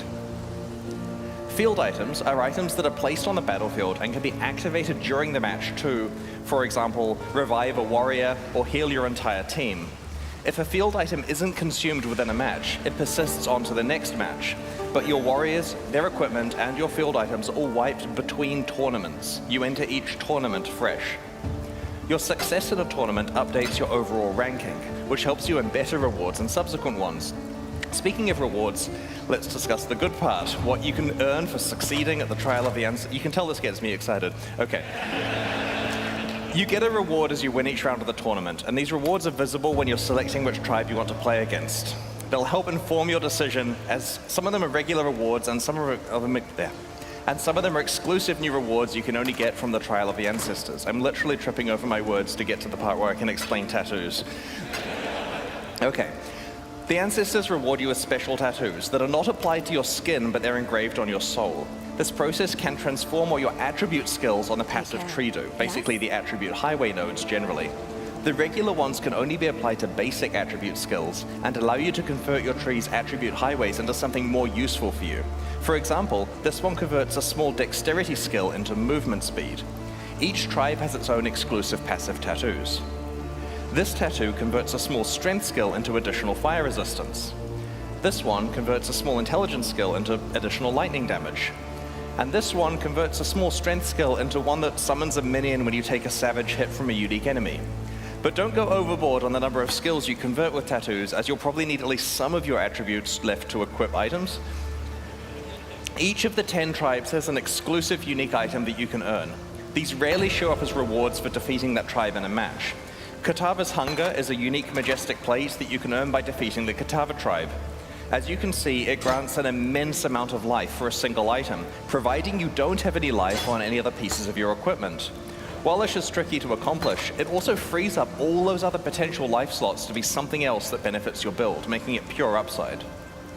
This amulet is a unique item you can earn by defeating the Arohongui tribe. It has the powerful effect of causing your flasks to instantly recover life and mana whenever you're low. This could potentially be a powerful panic button, or maybe you want to build around permanently being on low life or mana, so all of your flask usage is instant. If you manage to win the entire tournament, you'll not only receive the reward for the final match, but Hinokora will also give you a choice of 3 additional... button didn't work. Of 3 additional exclusive items. Let's have a look at some of the things you may be offered. First up, there are 4 unique items that exclusively come from Hinokora for completing the tournament. This belt, for example, lists a plethora of really powerful properties, both beneficial and detrimental. While you're wearing the belt, the property shifts around every 5 seconds. You never know what's going to happen next. Will you always crit, always evade, never evade? Maybe you're able to find some ways to build around the detrimental effects to create as much upside as possible. Hinokora also has a selection of special, more advanced passive tree tattoos that you can only receive from her. This one transforms a 30 intelligence notable attribute skill into one that increases the level of all of your intelligence gems. You're only allowed 1 copy of the specific attribute combination tattoo on a tree. Hinokora can also award you with a new type of item called an omen. These are small items that sit in your inventory until a condition is met, at which point they are consumed and something happens. In this case, when you reach 25% life, your flasks are all replenished. Now don't worry, each player can only consume 1 omen per combat area, so you don't have any reason to fill your entire inventory with them. This one creates a portal on death. We made it for me. It won't try to save your life, but it will save you some time. This one grants you Soul Eater when you level up. It's definitely worth carrying around for that occasional massive power boost. Omens are tradable but hard to get, so use them carefully. I shudder to think about how much this one is going to be worth in the presence of those incredibly rare unique weapons from 320. Now note, going off script again here, back in the day, when we had stuff like the Prophecy and so on that let you upgrade to rare forcibly on a specific base type, we had to block the good items by putting crap uniques on the, sorry, I meant upgrade to unique. We put crap uniques on that base type so that you couldn't get it every time. Well, we stopped doing that, so a lot of the uniques that were upgraded in 320 are just the only thing on the base type. So items like this let you deterministically get something quite valuable, hence they are quite rare. The most exciting one, though. Finally, Hinokora can offer you a lock of her hair.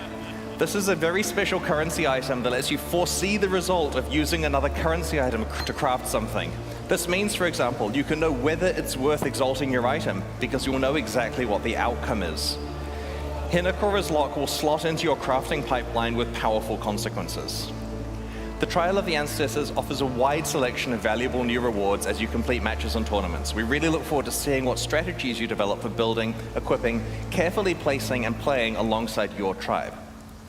So that's the new Challenge League, but Path of Exile expansions contain more than just a new league every 3 months. In each update, we also augment Path of Exile's endgame and shift the metagame with new gems and balance changes.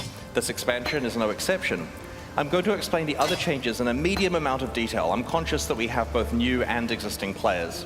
For new players, I'm going to try to include some extra content to help make the changes more understandable. You can find out all the detail in the patch notes and other information we'll be posting in the few weeks before release.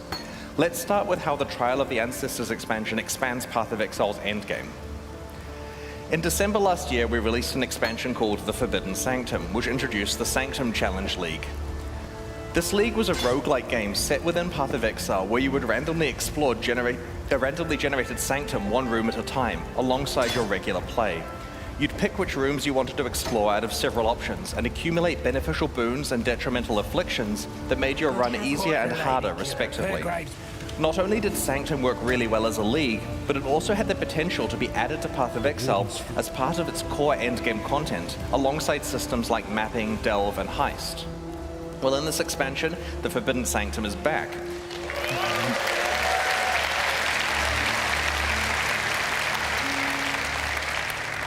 I've really been looking forward to this one. We're reintroducing the Sanctum as core content in Path of Exile's endgame. You'll initially meet Divinia, the Sanctum NPC, in Act 10. Sanctums are now tradable items that you can find while playing maps in the endgame. A forbidden tome represents a whole floor of the Sanctum, and its rooms can be played back to back, or you can take breaks between them and do something else if you choose. Upon successfully completing that Sanctum floor, the next floor is generated as a tradable item with all of the state of your Sanctum run built in.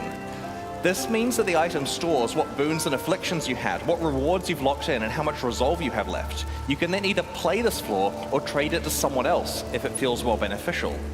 For example, let's say you manage to lock in a really valuable reward. The example here is a Mirror of Calandra, but you'll also notice that... Do I have a laser pointer? It doesn't work on the board. Okay, 1 resolve.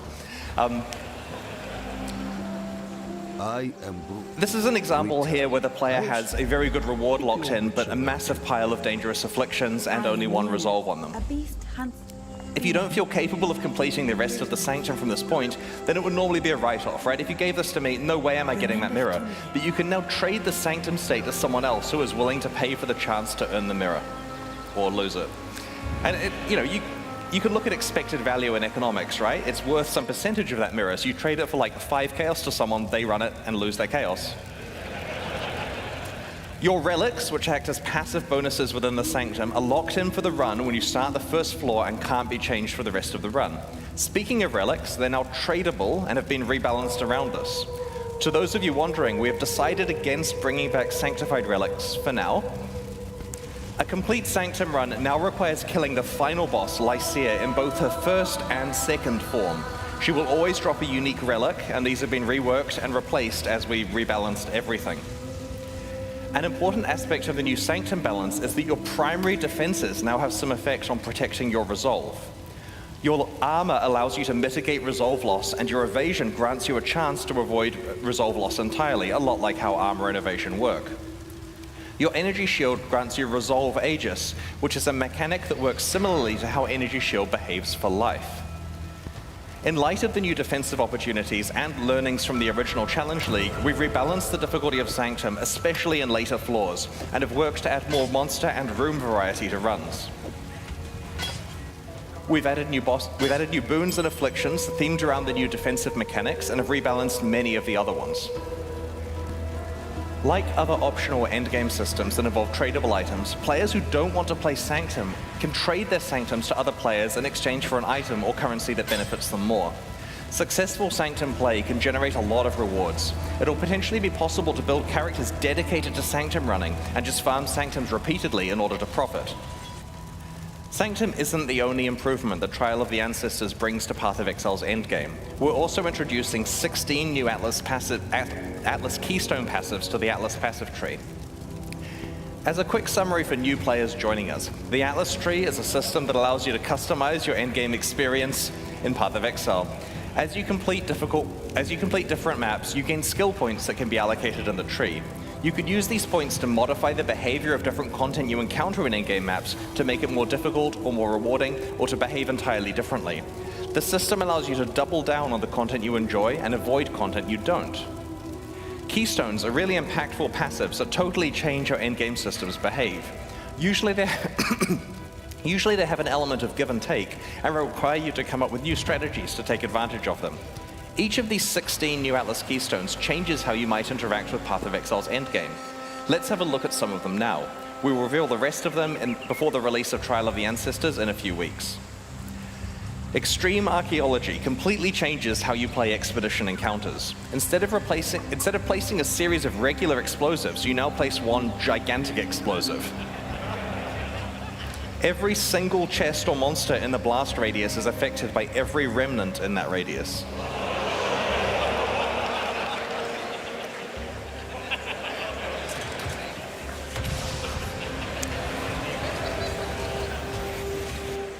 Speaker of the Dead makes it so that tormented spirits can possess you rather than possessing monsters,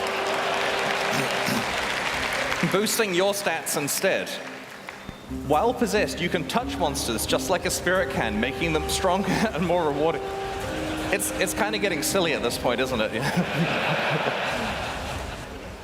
Blight is like a tower defense minigame inside Path of Exile. The Cassia's Pride Keystone makes it so that Blight monsters take significantly less damage from players and significantly more damage from Blight towers. This basically lets you go all in playing it like an actual tower defense game. Because we can. Lucid Dreams makes it so that Vaal side areas in your maps are no longer corrupted, meaning that you can use currency items to change their mods. That's right, when you encounter a Vaal side area, the Keystone lets you craft it.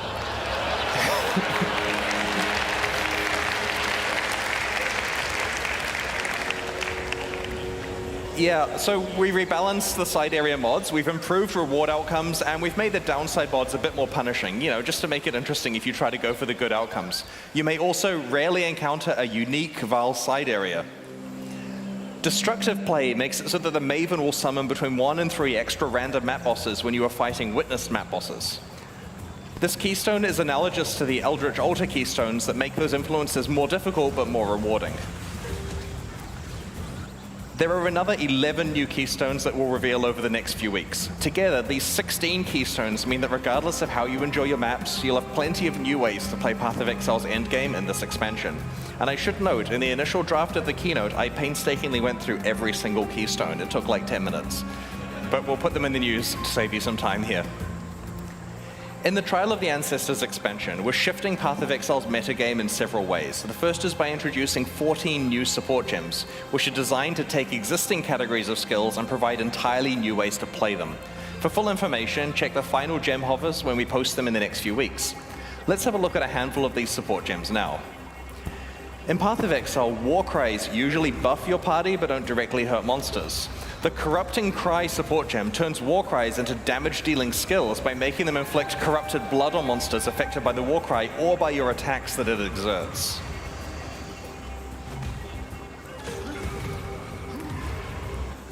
The Returning Projectiles support gem causes projectiles from supported skills to return to you, piercing all targets but dealing a little less damage. I think there's another example too.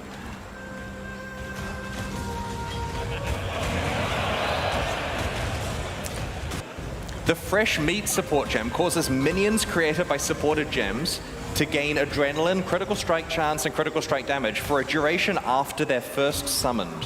So you've got to work out a way to keep refreshing your minions, and it makes them a lot more powerful. The Flamewood support gem causes totems to trigger projectile mortars at enemies that hit them. This is particularly synergistic with totems that can taunt enemies, such as Decoy Totem, or one of the new Chieftain Ascendancy skills that I might talk about shortly. The Sacrifice support gem works on spells that you either cast yourself or through totems. These spells now sacrifice a percentage of your current life, or the totem's life, to gain additional chaos damage based on how much life was sacrificed. The Frigid Bond support gem affects Link skills and causes a cold mist to come over them. Enemies caught in the beam are chilled and are dealt cold damage over time. This creates a new tool for a cold damage over time build, requiring strategic placement of both yourself and your linked ally. I mentioned it was going to get silly. The Locust Mine support gem looks OP and affects attack skills that use bows and wands. Instead of directly using the supported skill, you throw mines in an arc that use that skill for you, targeting your location when you detonate them. In addition to these gems, there are another 7 that we'll be revealing over the next few weeks. In addition to the 14 new support gems, our balance work for the Trial of the Ancestors involved us revamping 2 Ascendancy classes. These are the subclasses that you can specialize in as you play through Path of Exile's campaign. Each main character class has 3 Ascendancy classes available. In the last expansion, Crucible, we overhauled the Pathfinder and Saboteur. This time, it's the Guardian and Chieftain, which are specializations of the Templar and Marauder, respectively. While we were very happy with the theme of the Guardian, it was falling behind the power level and popularity of other Ascendancy classes. Our changes in this expansion have modernized the class and will present you with more relevant build opportunities than before. Brace yourself. Okay. Path of Exile 102. Harmony of Purpose can power up parties using link skills. Time of Need now completely cleanses and heals you every 4 seconds. Radiant and Unwavering Crusade both fully embrace the Holy Summoner theme by giving you access to some exciting new types of minions that are exclusive to this Ascendancy class. We have this picture on the announcement page, pathofexile.com/ancestor, for you to scrutinize. Next. While the Guardian's revamp was similar to that of the Pathfinder, the Chieftain has received the Saboteur treatment. To be honest, we were unhappy about many aspects of this Ascendancy class in its old form, and so we have completely redesigned it. You can play it now. It's basically an entirely new Ascendancy class with the same name and art and a new way of approaching its themes. Its new skills let you, among other things, cause enemies to explode, turn off enemies' fire resistance while you're stationary, convert passive skills to apply to fire damage, and have your fire resistances apply to your cold and lightning resistances. I'll just give you a sec more to read. All right, that's on the site too for you to check out. It's pretty powerful now.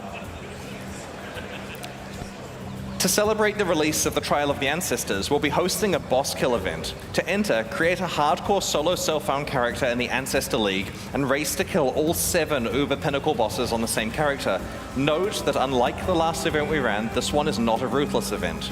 We'll post more information about the event and its prizes in the news before release. Best of luck to everyone. For the Ancestor Challenge League, we're launching 2 new series of supporter packs, the Shade and Disciple packs. Each tier contains the pack's full face value and points, alongside several exclusive microtransactions. These packs are only available for the duration of the Ancestor League and will leave the store forever when it ends. As always, the microtransactions in these packs are purely cosmetic and do not affect the character's power or progression in any way, despite how cool they look. The Shade series of supporter packs contains 6 exclusive microtransactions. Alright, the Sarcophagus back attachment imprisons an unspeakable evil that struggles to break free. Nearby monsters send it into a frenzy, and enemy deaths provide it with souls to feast upon. The Stygian Waypoint shackles visitors to your hideout in chains, yourself included. These chains are just cosmetic though, and they break as soon as you move. It would supposedly be a gameplay advantage to be able to imprison people. The Ferryman's armor set is so full of trapped souls that some of them try to escape. Moving while wearing the boots will leave souls in your wake trying to break free. The Infernal Portal opens a gate to the Netherrealm when you approach. This prompted a lot of internal discussion about whether using Hellfire to heat your hideout is actually safe and practical. The Demon-bound crafting bench allows you to enslave a malevolent entity to craft items for you. Be warned, it has a sharp tongue and will mock you mercilessly. You chained me for such a paltry use? The Nebula character effect causes items you pick up to orbit you in an ethereal cloud of loot.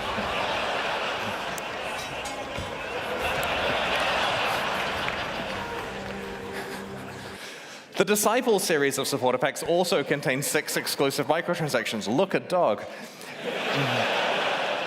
I'm going to put that in the top pack.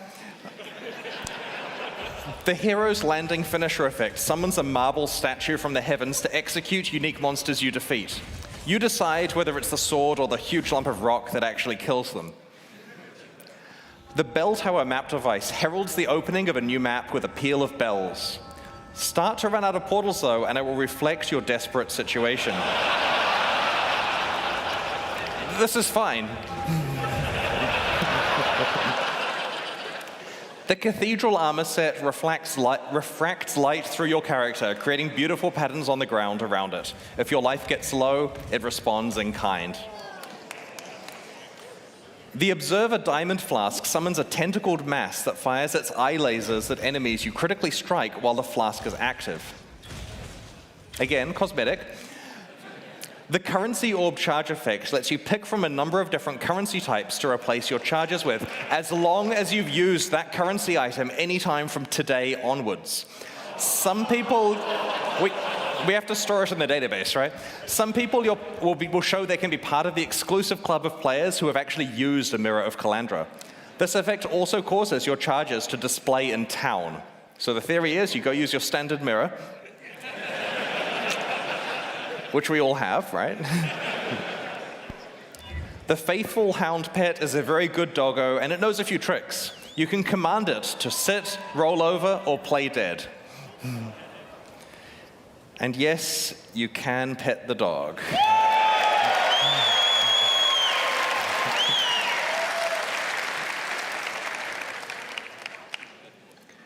These new packs are available right now at pathofexile.com/purchase, and purchases like these directly fund the ongoing development of Path of Exile 1 and 2. Meanwhile, the Lithomancer and Enchanter packs leave the store forever at the launch of Trial of the Ancestors, so now's your last chance to purchase them. There's some good stuff in those too. Thanks for your continued support. The fun part.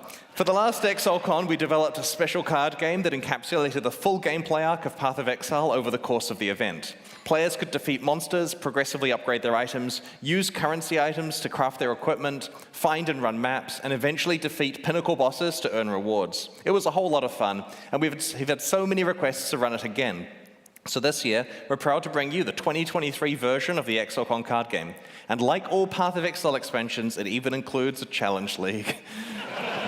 In your swag bags, you'll have found a box of ExileCon cards, and then a gentleman outside will have asked to purchase them from you for real money. If you have any cards left, you can use these to challenge GGG staff members who are walking around ExileCon as monsters. They'll be wearing t-shirts showing the monster's stats, which include symbols for their attack and defense.